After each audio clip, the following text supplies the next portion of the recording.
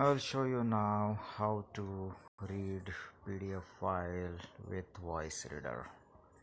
Look at this. Open with voice reader and it opens in the voice reader and it starts reading.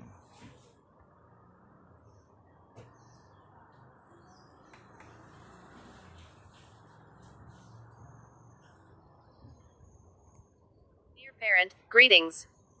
We began school this week for most of our students, but along with it came the challenges, some foreseen and some unforeseen. 1. DAIS platform. We endeavored to provide a single gateway through which our students would reap the benefit of video conferencing with their teachers and also access exclusive tailor-made curriculum.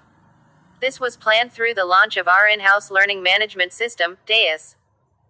We failed miserably. We take complete responsibility for it and